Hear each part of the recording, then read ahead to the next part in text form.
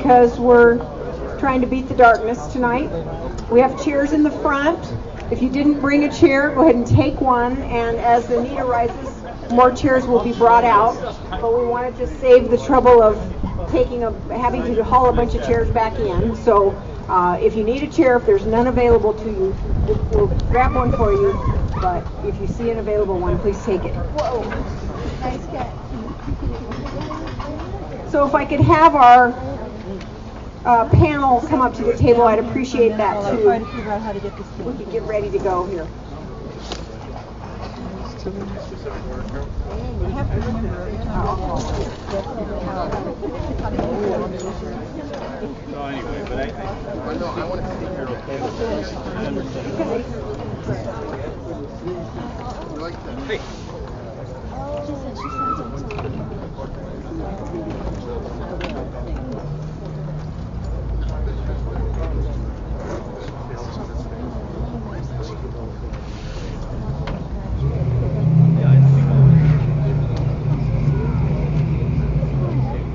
If you need a chair, there are a few in the front. Do people want chairs brought out? We got a lot of people standing in the back. Do you want a chair? I see no hands go up. Raise your hand if you'd like a chair brought out to you. No hands raising.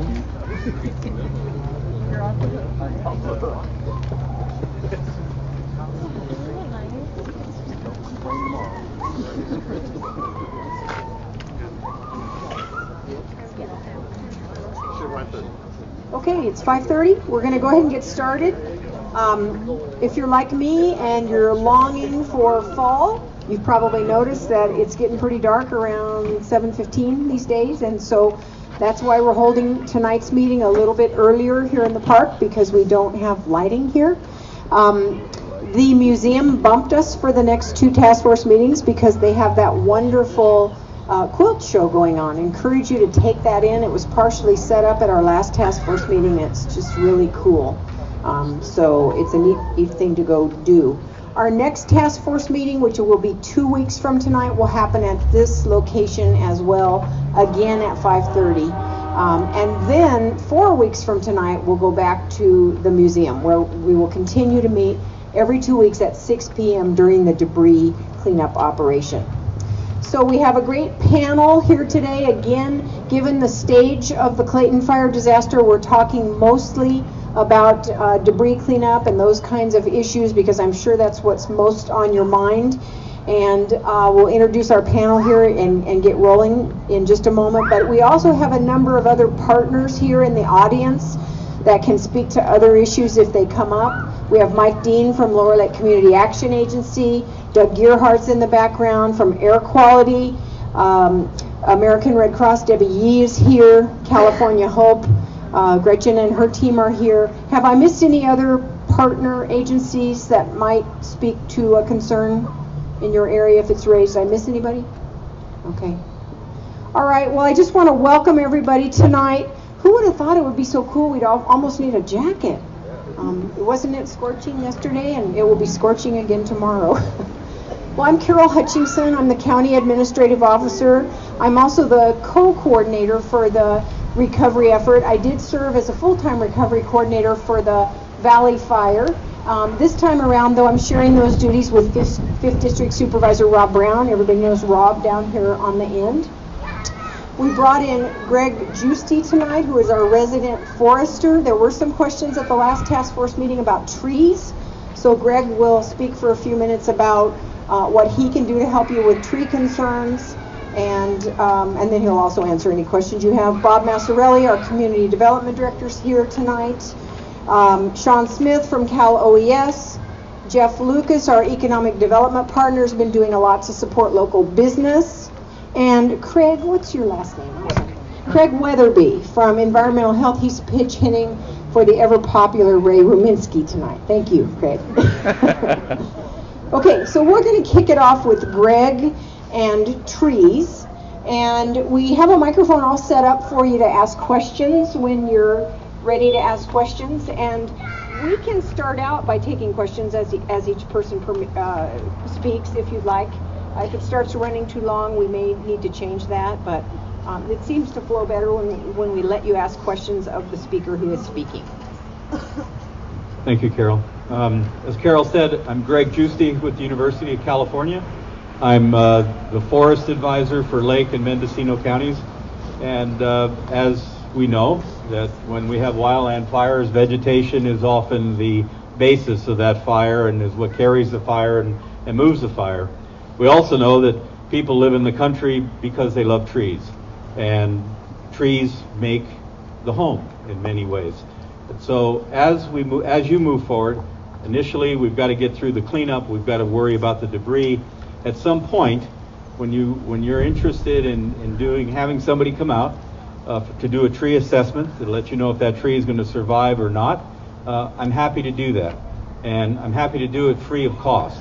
My phone number in Lakeport, in my Lakeport office, is 263-6838. Many of the trees that are in the intensely burned portion of the fire over here off of Winchester and Mill Street and Appaloosa and Quarter Horse Way, I mean, you can just tell how intense the fire was in that section of town on how the trees have responded.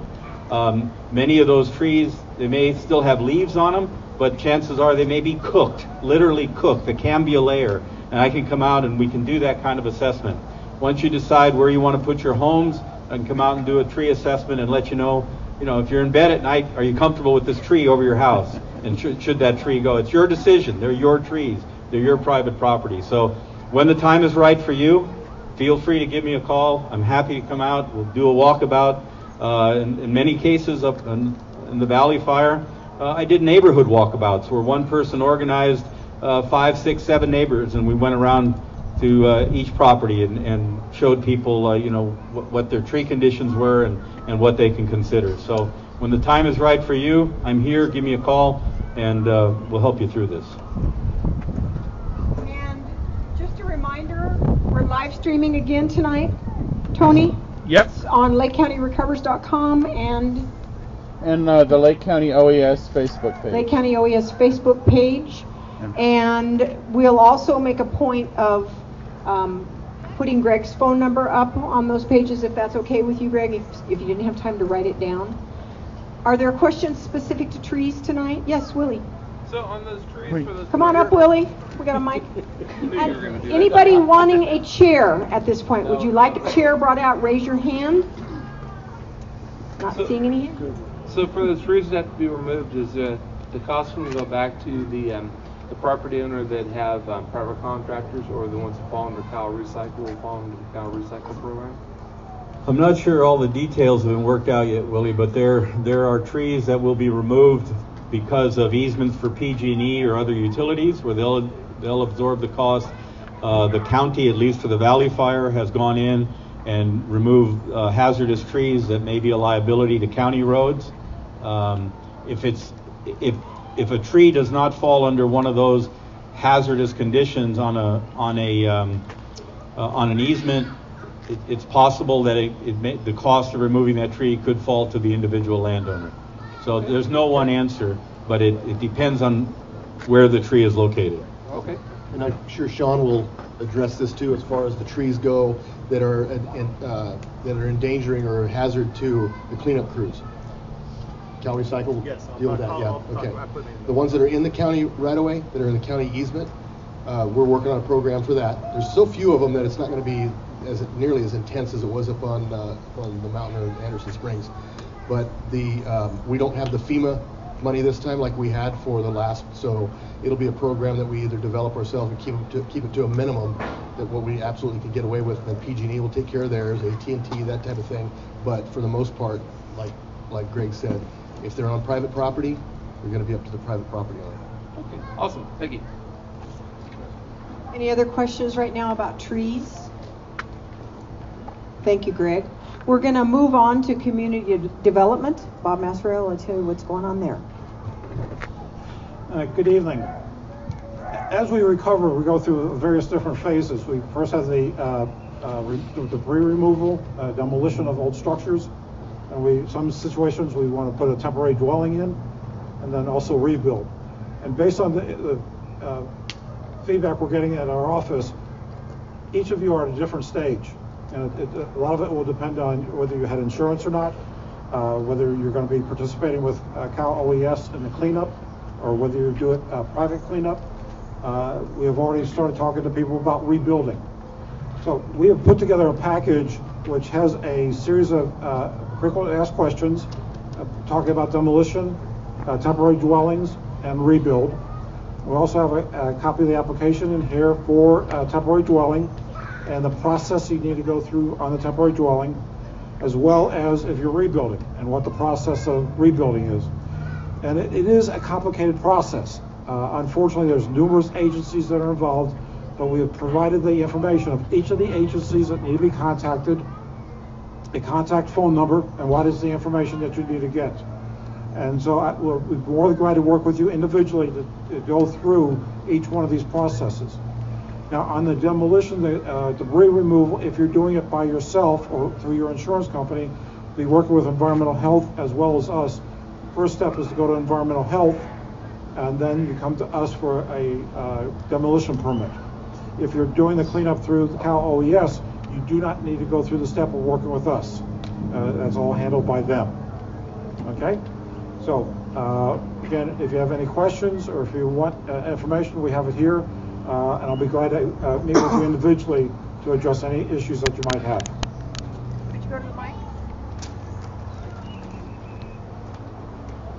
What about the use for businesses for temporary buildings, like small little, the portable offices that they have and stuff like that? Okay, we need to do that on a case-by-case individual basis because of zoning requirements and setback requirements. So again, please contact our office and we'll work with you on that. Our number is 263-2221.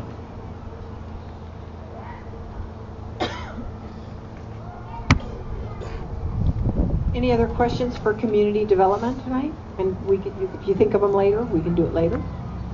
All right, we're going to move on to Jeff Lucas, who is our economic development partner. He's been doing quite a bit to support local businesses that were impacted by the fire.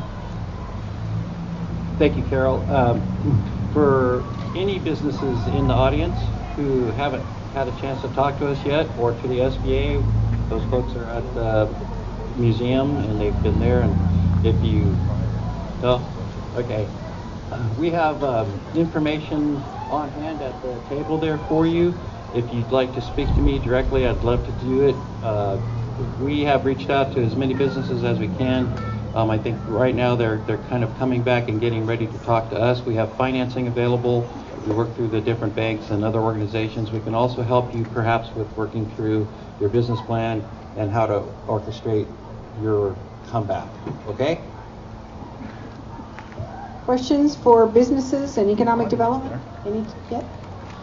I'm going to ask again, would you like a chair? Anybody want a chair? Put your hand up. Wow. Okay. Next, we're going to move on to debris removal. And this is Craig Weatherby. We're going to sort of tag team this report because we also have Sean Smith on hand from Cal OES. And if you were at the last meeting, they kind of covered it together. Maybe you want to move down here for a second, Sean? Okay. I'll take the side. This might help. Yeah, you can move my stuff.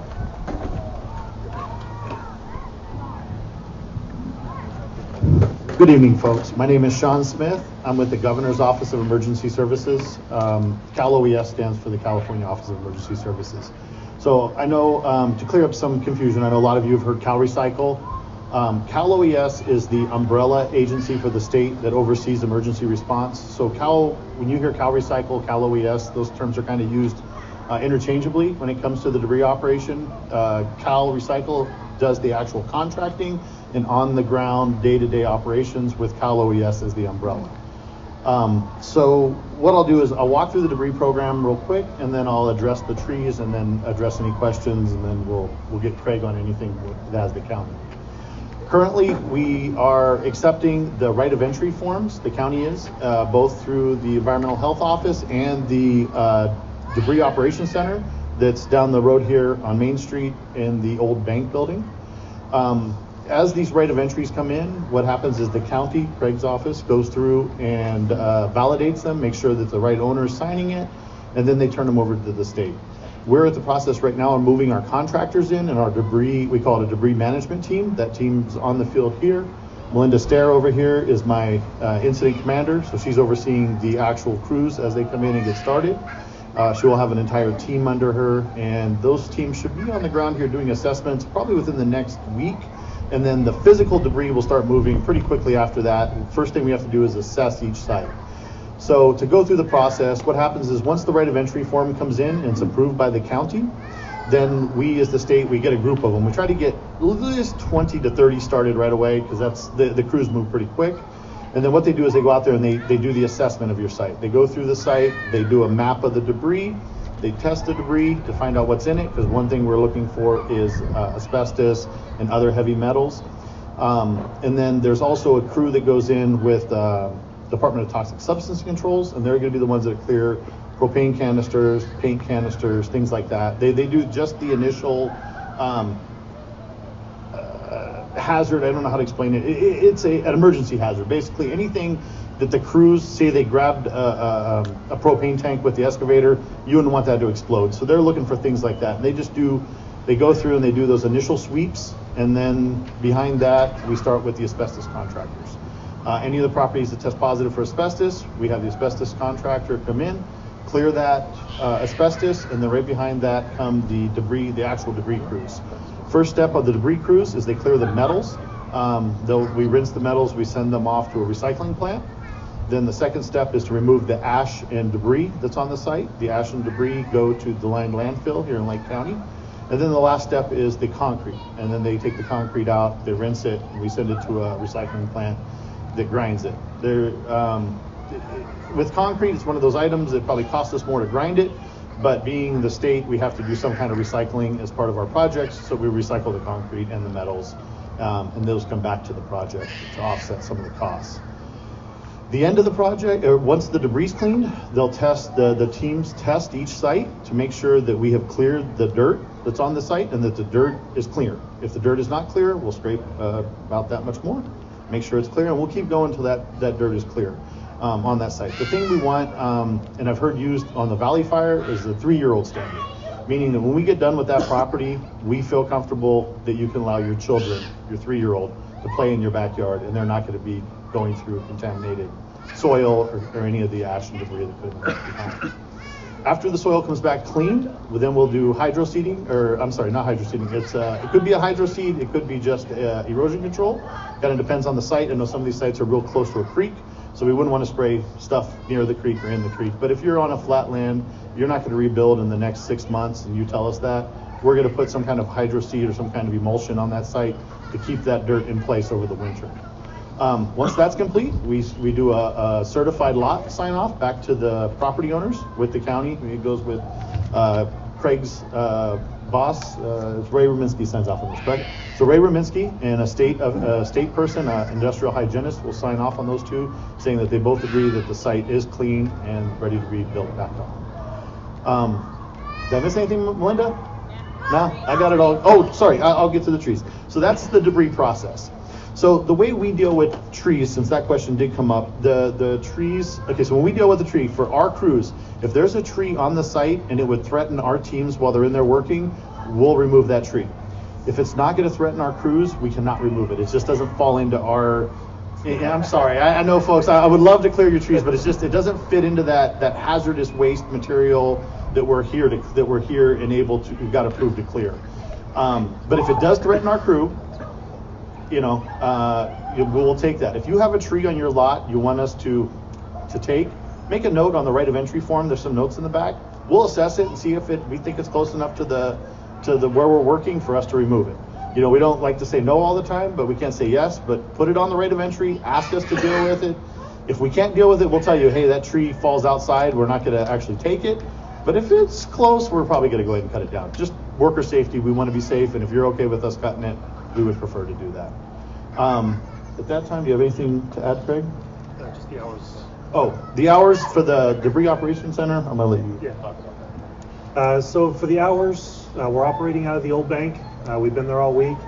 Tomorrow morning, I'll be there until about noon, and then we'll be closing Thursday afternoon, and Friday we'll be back again on Monday. So if you want to pick up copies of the right of entry form, you can come in tomorrow. They are available online at the County Recovers website. And they're also available in the Lakeport office, environmental health office, which is right across the street from the tribal health facility. And if you have all your information, you're welcome to fill them out right there. We'll do everything we can to help you out. If you want to take your time to fill them out, that's perfectly okay too. Anything you need, we'll try to get that done as quickly as possible, get you into the program. And just a reminder, just because you sign up today doesn't mean you're locked into the program. If you still want to do a private cleanup, you are more than welcome to do so. You can back out of the program, just got to let us know. So you're not locked in. A lot of confusion about that. Yes. What's the website? County Recovers? LakeCountyRecovers.com. It's the question was, what's the website? And it's LakeCountyRecovers.com. So one thing I do want to address is insurance. If you have insurance and you're going to sign up for our program, the only piece of your insurance that we want to collect is the portion that your insurance company says is for debris clearance. We don't want any of your rebuilding money. We just want that little piece because we call it a duplication of benefits, meaning that your insurance company is giving you some money towards what we're going to do. That's the only piece of the insurance we want. If there's any questions, I want to make sure we get that clear. Is we don't want to cut into rebuilding. The whole point behind the state coming to clear the debris is to get it cleared up and get it out of the way so you guys can start rebuilding. And part of you starting to rebuild is allowing you have those insurance proceeds, use them to get yourself back on your feet. What if your insurance is required? So hang on one second. If there's any questions, can I have you come to the mic? Because that way everybody can hear it and they can hear it online too. So I'm sorry. But I'll start answering questions. You want to go? I'm sorry. She was already up there waiting. I'll let her go first. Thank you. I wanted to know about the environmental aspect of this cleanup and how much it can impact our air. My house survived, and how is it going to impact all of us in Lower Lake that with the circulation of the debris removal, people have asthma, the debris in the air, so forth. Okay, so the question was, is it more towards my crews while they're doing the cleanup, or is it more just in general how the air is? Well, actually both. It concerns me because there's old places and there's toxins and lead. And no problem. I'll address my crews and we'll ask the air district gentleman to come up. Thank you so much. Okay, so regarding the crews, when our crews are doing the debris crews, the state debris crews are doing cleanup. We're going to do it the same way we did last year, Middletown, Cobb Mountain, Anderson Springs. We wet the sites. We keep the sites wet, very wet. As a matter of fact, while our crews are cleaning, it's a worker safety issue for us also. It's not just for the other folks out there, is we have to protect our workers because they're going to be working in this for 90 days straight, day in, day out. So we keep it very wet. As a matter of fact, when the stuff goes in the truck, it's pretty much sopping wet, which keeps the asbestos down, keeps the heavy metals down. And then when we wrap it, we actually wrap it up in a big burrito wrap in the trucks, a big plastic wrap, like picture a burrito made of plastic wrap. So the ash and debris while it's in the trucks, and we're going to haul it down to the landfill. It's wet, it's all wrapped up in that, and actually the air district folks require that of us. So I'll turn it over to you for general. Okay, Doug Gerhardt with the Lake County Air Quality Management District, and generally speaking, the cleanup crews from Cal OES do a great job, and the few certified ones locally, they do a great job of maintaining dust controls and stuff as they're cleaning up the properties. We are out there watching. We've dealt with a few minor issues already, and we do have multiple air monitoring stations around Lower Lake. We're adding one more as soon as I can find a location for it.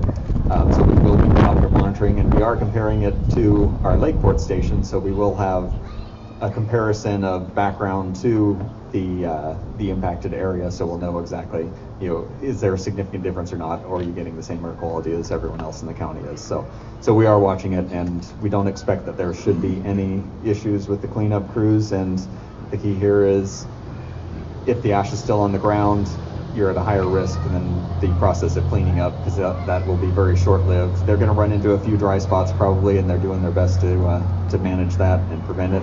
But the ash being on the ground, as soon as you have high winds or something, that's where our biggest problem is going to be for the air quality. So we want to get these things cleaned up fast and with the best dust controls that we can reasonably do.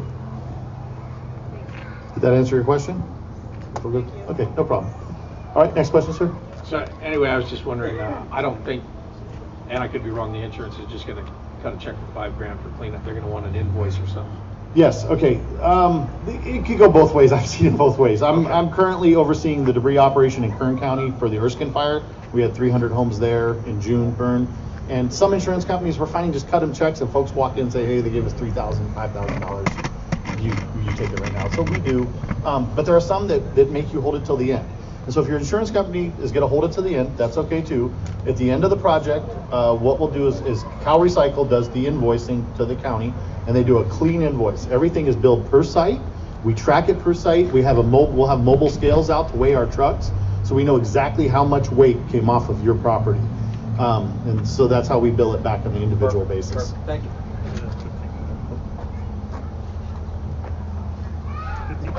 Okay. Sorry. Go ahead, sir. My site's being cleaned up. My insurance is paying for it, and we have a local contractor. I guess he's certified. Question for my insurance though is they're balking at removing some cement that was under some sheds, and I'm not clear what your requirements are for that. It's a private cleanup, so they go back to the county.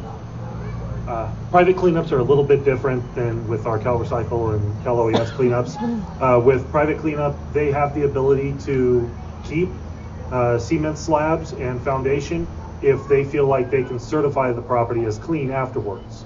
Okay.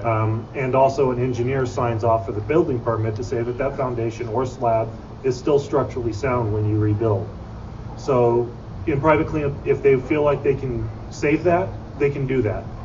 For the Cal OES cleanups, we're typically telling people that we're not going to try to save the foundation or the slabs, because we just can't pay the engineers to come out and certify those as acceptable any further. And we also can't promise that we won't damage them while we're doing the cleanup. So that's why we have a little bit difference there. So in my situation with the private cleanup, if it's a cement slab under a shed, a relatively small shed, I would have to have an engineer certify that? If you're going to rebuild something, a small shed, I guarantee you probably won't have an engineer, but for the purpose of the building department, they'll have to take a look and decide if they can rebuild on top of that or not. It may require an engineer, but I can't answer that without looking at each individual basis. Okay, thank you. The key is on each individual basis, so contact the building department and they'll work with you on that. Okay, and real quick, just to touch on the slabs and concrete under the state program. The reason we can't allow in our program to keep the slab is because we can't certify the lot as clean. We have no way to clean around the base of the concrete slabs, around the base of the foundations. So one of the things I tell folks is if you want to keep your slab, you want to keep your foundation, and you're very adamant about it, get the engineer out there to assess it as soon as possible. Because if that engineer tells you can't build on it, then just come back to us. We'll still accept you back into the program. We have no trouble with that. We want you to feel comfortable with it. But we have no way as the state to certify that we can clean that lot. Because all around the base and if you think about the ash and the soot and everything around the base of those foundations, there's just no way we can get it clean and certify the lot. One thing from the state is we have to certify the lot. Part of the right of entry is we tell you we're going to certify it as a clean lot. So to be able to certify that lot, I have to be able to test all the dirt clean, not just the dirt that's over there, over here. All of it has to test clean. So that's, from our standpoint, that's why the slabs and foundations can't stay. Wait a minute. Did you make up your mind whether you were going to help us out? Because my property, same address, is R3 and commercial. 9 cabins restored by us. And you said you'd have to come look at it. Did you come look at it? Okay, so at the last public meeting, she had asked a question about that, and Ray was going to go out and take a look at it. I can't answer that question. I wish I had a better answer, but that is a Ray Rominsky question. So renters and just what? You don't have commercial help? For commercial properties, it's going to be different. I think you better answer. You don't have an answer to that? I don't. It'll have to be a Ray Rominsky. Because I've been waiting for you guys. Star, they're not cleaning up as commercial. They're looking at the possibility of doing that, as I explained to you, they're looking at doing that as a residential. So they're still looking at that. They don't have an answer tonight. We've got a lot of time before the cleanup starts, so But if not, as I also explained, there are some other programs available that we will be able to look at through some private money. Okay. Well, let me know when you make up your mind, okay? All right. Do we have to have sidewalks torn out? Sidewalks on a residential or commercial? No, commercial. I don't know about commercial. That's not. So for the state program, it's only for residentials. We're not able to do commercial lots. The decision came down last year. We were able to do a few in the Valley Fire, and we went out of our way to do those based upon we were able to argue some threats to the environment, some threats to the school because there was a tire shop across from the school, and we were able to get those ones pushed through. But as a normal general rule, the state does not clean commercial properties. So I'm sorry, I don't have that answer for you. I think it's going to go back to the county. Yeah, it's in the right of way. There's no damage. Okay. Yes, ma'am. Two questions. One about insurance. I brought in my right of entry form, but I forgot to ask about insurance payment. I've already received like about half of the amount that the insurance will pay, and I want to know when you want to receive that. Okay. And then, and also they said that the other half is available if the cleanup costs more. So I guess environmental health would deal with that. Okay, and that's actually a fantastic question. I'm really glad you brought that up. For folks who have already received their payout from their insurance company, that money that they've given you that is earmarked for cleanup, take that money, put it in your checking or savings account, and forget that it even exists. There will come a time, once we get through the process of the cleanup and everything, once the billing cycles actually start, and I believe we have a consultant who's working on that right now, then, not yet, but we're working on it. Yeah, once they start doing the billing, they will come and ask for the money then. So like I said, I just recommend you set it off to the side and forget that it's even there.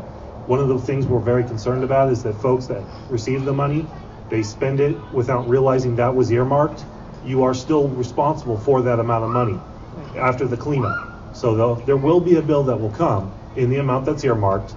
That money needs to be available when the bill comes. Okay. The other question is about hydro seeding. We live on Quarter Horse where it makes the right-hand turn. We're on the inside of the turn. Our property is not fenced, and it's big. It's been, it's like an open field. It's been used for parking and meeting spot for all the insurance adjusters and utility trucks and so on. And all the grass has been ripped off of it, and so it's generating a lot of dust storms and dust devils. Is something like that something the county could hydro seed or Cal OES or somebody, because it's definitely providing generating a lot of dust through the whole neighborhood. Okay, so for the part that the state does, what we do is whether it be hydro seeding, emulsion, or something, we only put that on the area that we actually scraped. We can't go outside of what we dig. So what we're basically doing is we're covering our footprint. Right. And so environmentally, that's one of the things they require, no raw dirt when we're done. Now, areas that were damaged by other folks, I don't know if the county has, like all the utilities have been parking there. I think it might be something for Rob. Yeah. Sorry. No, I was just talking to Greg about that. There's actually a program, NRCS, that has been doing the hydro seeding and the erosion control on Cobb, and we'll talk to Corinne Woodard about that. And that's probably something that they can. Okay, it's on Quarter Horse where it makes the turn. Yeah, well, it goes up Bonham. Yeah, I know where you're talking about. There's actually several spots. Yeah, they're probably more than ours. We're just and there's aware some of ours. that Cal Fire will be doing too, because they did a really good job with the bulldozer work, but it created bare dirt. So sure. we might be doing something with them. Yeah, they did the hydro seeding up along 175. Right. Yeah, we'll look into that and we'll have an answer before the next meeting, but maybe even sooner. All right. I have two questions. I have outbuildings, and I want to make sure that it's covered. I turned in my right of entry paperwork, and but it's only outbuildings that were damaged. Okay, so regarding outbuildings, we do look at outbuildings for the program. So what we ask is, you've turned in your right of entry form. We're going to send out an assessment team and that was kind of when I said the first part of our team goes out and they do the site surveys. So what we're gonna do is we'll go out and do the site survey, and then if there's a problem and we're not gonna be able to clean it, like say it doesn't meet the criteria, we would call you back and tell you. But give us a couple weeks on that to get to your site and actually assess it. But I don't want to say no. I don't want to say no. I want to actually. I know it's not me. I'm sorry. I can say yes to everything, but I can't. But as soon as they, but no problem. Give us a few weeks, and as long as you sent the right of entry in, then we'll go ahead and we'll be out there and we'll assess it and we'll take a look at it. But yes, we do look at outbuildings as structures. What I usually tell folks is if it's a tough shed, probably not. But if it was like a barn type outbuilding, usually we clean those. So I know we did them last year on Rocky, we did them on Valley. So let us take a look at it and let you know. Okay. And then the other part of my question is, I've turned in the right of entry. How are you going to say this is where we're going to start? Well, you talking about with the cleanup? Oh, we're going to start multiple crews. We're not just going to start in one spot. We're going to spread them out. We can't work. What we do is we probably bring in about 5 to 10 crews initially. The actual, the excavators and things, and we can't put them all in the same spot. So we spread them out throughout the whole area. So I can't tell you right now exactly where we're going to start, but as soon as you start seeing the big trucks come in with the excavators, you'll know really quick. They move at about the pace. Each crew does about 1.5 properties per day. So if you figure it out, if you see the excavator and it's across the street, it's probably going to be on your property within a few days. If it didn't start on your property. Okay, I'm sorry. Down the street then. My name is Harriet. I've addressed you guys a couple of times before. I was alerted today about the septic issues, and if I remember correctly, my septic opening is only like 2 feet from the base of the house, but it goes at a weird angle into the yard. So am I understanding correctly? There's going to be some pretty precision digging up there. No. Because I'm worried that they're going to pull up the pipe too. We could. We're going to do our best. I can't guarantee it, and this is where the septics come in. So when septics are part of signing up for our program is we will do our best to protect the septic, and because we know where it is, we ask that you flag it. Yeah, I'm going to mark it all out. Yeah, please mark it all out. One of the things we found with septic is that unless you're the person who actually installed it, and you were there that day, a lot of times you might find that it's not exactly to the T where you think it was. Doing 1,300 of them last year, we probably had trouble. I'm sorry, but this is not the opening to the septic, it's the pipe itself that goes and drains out about 20 feet. Like the leach lines, right? Well, no, this is where the house used to be, and then it would drain into the drain pipe, and then the pipe. So it drains out that way. It's really hard to answer an anecdotal or a specific question to somebody's property. So that's something that we'll have to look at. We'll have to go out and take a look at.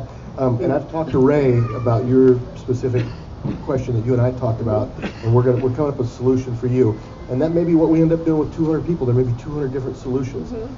We try to be consistent, but the houses weren't built consistently. We're trying to do everything we can to make it as easy for folks to get back in without a lot of unnecessary regulation. So that's a situation where we're going to have to. And I'm kind of saying this in general to everybody that specific questions to your property may not be able to be answered tonight without being on site. So we just have to stay in touch. And then there's my house that used to be there doesn't have a concrete foundation or even pavement, but right next to it was the Fabulous Addition, and there's concrete. Not concrete, I'm sorry, but pavement. So you're also going to be taking up the pavement? Like a driveway? Yeah, it was an unusual driveway that went, and it's a 600-foot garage. Okay, so with driveways, and I'll call it flat work. So parking lots, flat work.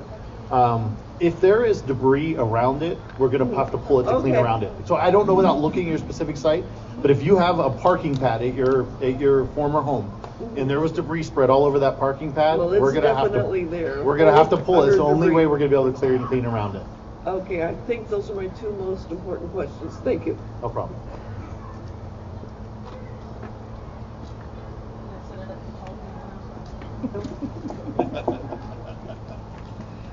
So hi, I marked my septic and my leach line's a little larger than I thought it was. And it's in bright pink paint, all pretty on the ground, with flags. My wells, I marked with T-posts and some ribbon. Perfect. And I put buckets over them, over what's there to tap them, and spray painted it orange, so I made it pretty well idiot-proof. But is there, just for other people who might be asking, are we going to be checking the wells? Are we going to be checking our wells to make sure nothing contaminated and icky got in there? I think I got mine capped before it got nasty, but... Who are you asking back there?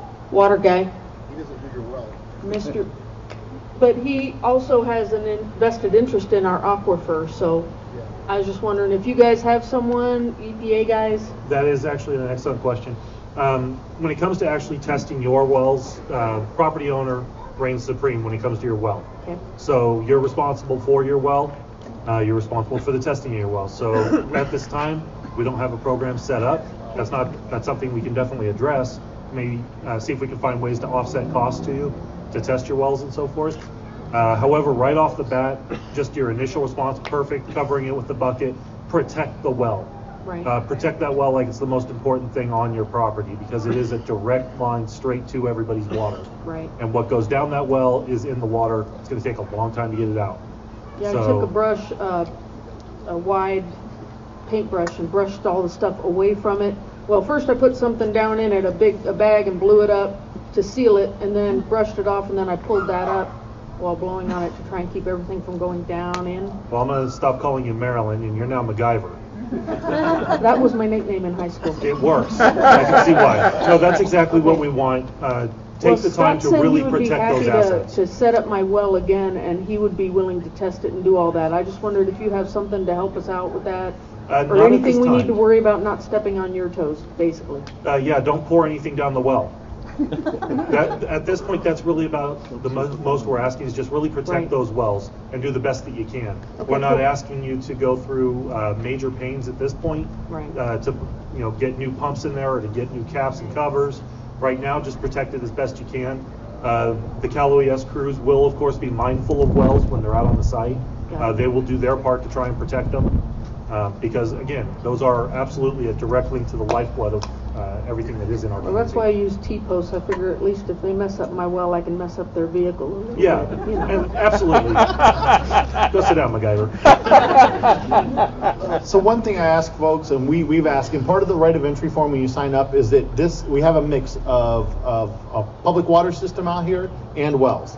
Please, if you have a well on your property, mark it. Even if it's not in use, let us know it's there.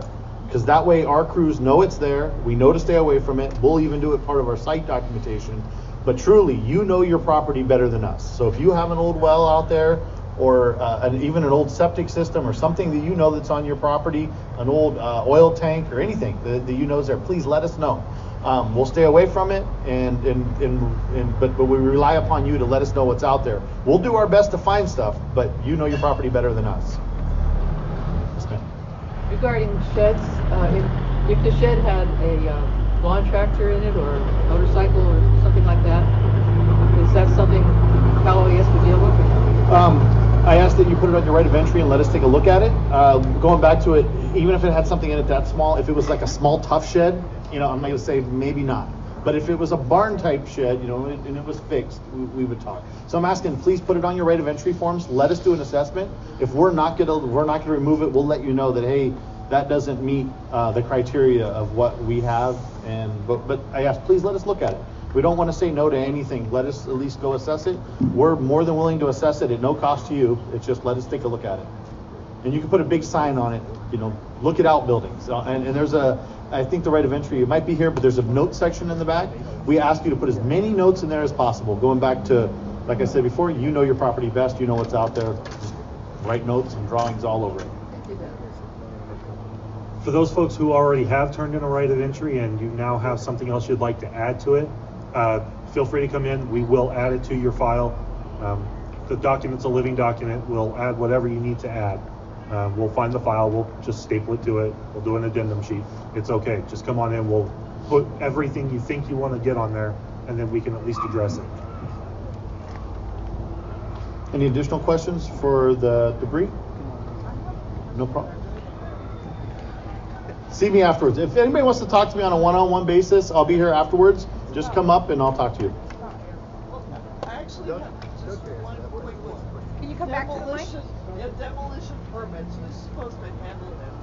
The owners or? Okay, so the question is demolition permits. If you sign up for the program, the state is responsible for working with the county on anything the county requires. If you're going to do a private cleanup, I'm going to turn it over to the county. Well, on a private cleanup, you first go to environmental health, and then you come to the building department. There's a two-step process.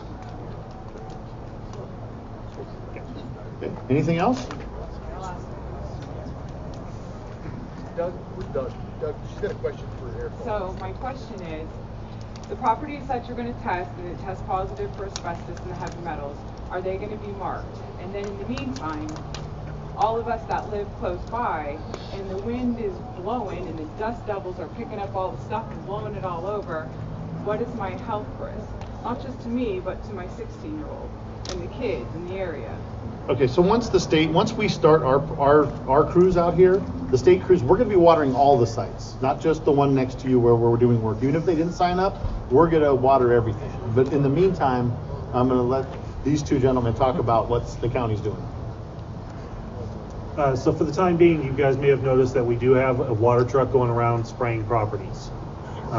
Those are now a daily event, and you will see them. They start near the school, and then they radiate away from that. All properties are being sprayed, unless specifically asked by the property owner not to. You may elect not to have your property sprayed, but you need to let us know so that we can arrange for that. But unless we hear otherwise, we're spraying. So then do they elect to let their neighbors know that they're not getting their property wet, and then when the wind blows, I'm going to do it? Is that happening for sure that you know of? The property? Not that they're not getting it wet. Talk to me afterward. I'd like to. I followed the water truck. I jumped up on his window and I said, "Hey."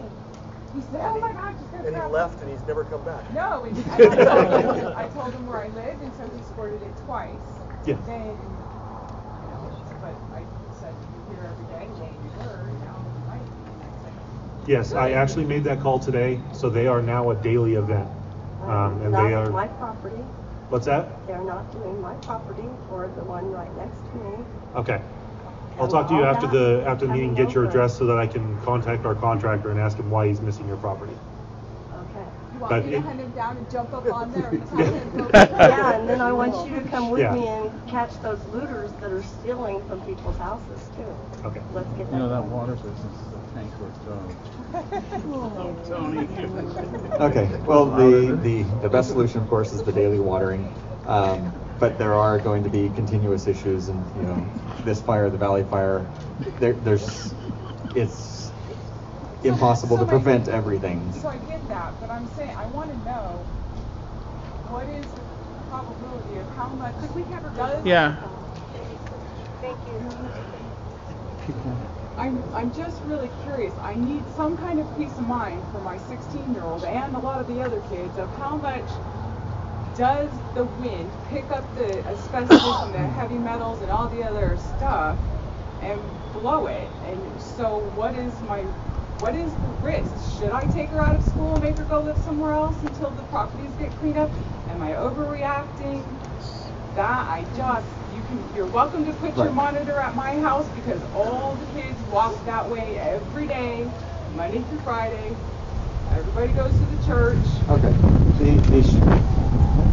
The question, it's a good question. It's a very difficult question to ask, especially with our resources or the state's resources even, to tell you what your specific risk is.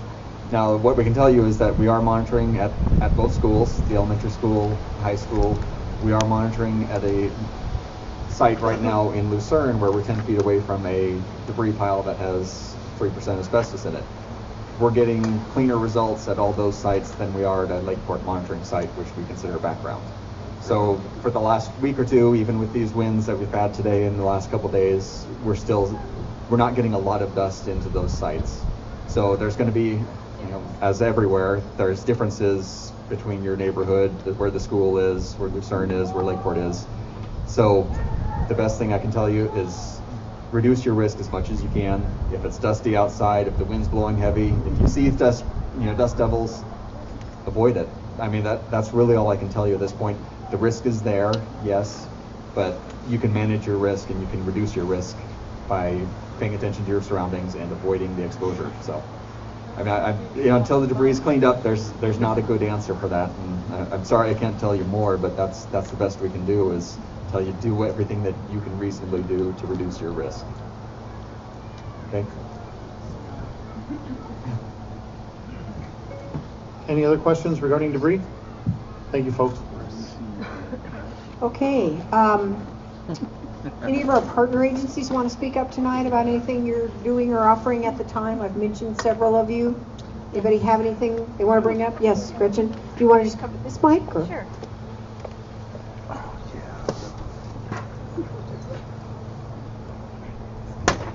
Thanks. So it's Gretchen Mills, California Hope. My team is here, and we do crisis counseling for the Valley Fire specifically, but we're helping Clayton Fire people as well.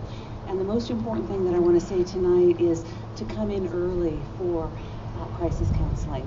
We have folks from the Valley Fire who have not sought our services or any kind of counseling for their emotional needs, and now it's a year later, and many folks are feeling the effects of having isolated and been heroic and stayed in the fight. So what I would say is that some of the things that we've seen this week, particularly with people who needed to get help earlier, now we're leaving in 3 weeks, and we are helping people, and 3 weeks is a long time to get the services that you need, but 3 weeks from now we're gone. So the Clayton Fire folks, even now when you are still in your heroic first response, think hard about getting some skills, getting your story told, having someone help you through this, so that 8 months from now and 9 months from now, you're not in that moment that we're seeing with so many Valley Fire survivors, that the armor is cracking, and it's a very difficult time, and it's a surprise to many people. So the secret is come in early, and we are here. We've got our brochures on the table, and we also have some resources for Clayton Fire survivors that are specific to you. So take a look at those, and or meet us after tonight. Thanks, Gretchen, and she's absolutely right. The program is slated to end mid-October, but we're not giving up on that. Supervisor Brown is going to hopefully meet with state and federal officials to see if we can get approval to have the program extended. There's leftover funding that for services that were not all used up in the Valley Fund. So cross your fingers. Any other of our partner agencies want to speak? Mike? All I can say is tomorrow night's the last night that the Brick Hall is going to be open for food, and hopefully everybody comes and supports Susie, who's been there since the first day. She's been cooking 7 days a week, and tomorrow's our last night to be there. We're going to have a band, and we'll have Lakeshore Lions with a bar, and I'm not too sure where the proceeds are going, but they're going back to either help Susie out with the bills or going into one of the fire relief funds.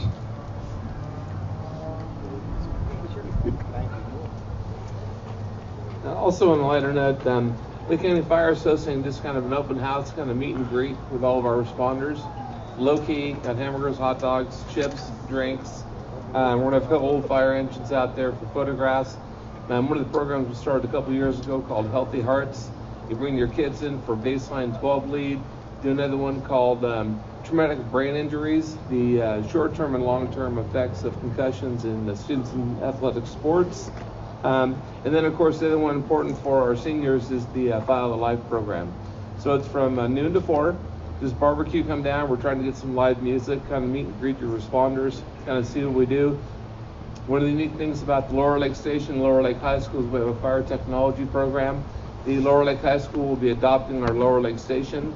There's a group of first, second period, which is taught at the fire station, and then we have them there for seventh period. So you can see they have a full cadre of fire protective equipment. It's a program we entered into with the Lower Lake High School. And then come down and meet some of the boys, meet the responders that were out there the night of the fight. And we just want to extend our sincere sympathy to you and hang out and cook you guys some food. So I'd like to see you here. Thanks a lot, Willie. Anybody else? Well, this is our shortest meeting so far. We thank you all so much for coming out tonight. We're going to do this again 2 weeks from tonight. That's October 5th at 5:30 p.m. Oh, looks like we have one more question. Go ahead. Yeah, two questions. One, I was wondering about the what we're going to do to keep the debris from flowing into the creeks, namely Siegler Creek and Copsey Creek, as the winter's approaching, it's coming fast. Too much water on the site so it doesn't perk into the ground for all of our benefits. And secondly, and most importantly, what are we going to do about the frickin' looters? Are we going to get extra patrols out here, or do we patrol ourselves and handle it ourselves? The looting situation would have to be better handled by the sheriff's department. They're not here right now, but okay. Well, they're not here right now, and I'm not going to answer for them. So we'll have to have the sheriff's office. As recently as Monday night, my neighbor. I was already talking about that. I'm going to get Neighborhood Watch in touch with. Like to get them down here to more community action, so we can get Neighborhood Watch going here. Yeah, and I'm sure that the sheriff and Under Sheriff Macedo will be. We're all for handling it ourselves also. Okay, yeah. No, sounds good to me. Yeah. Thank you. What was the other question? Oh, the debris.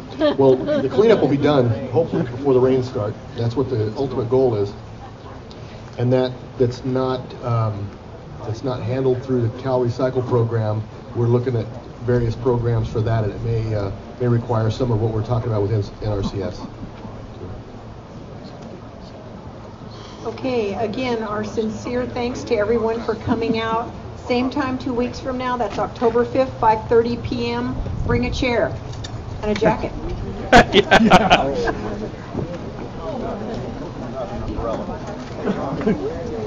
going to throw you.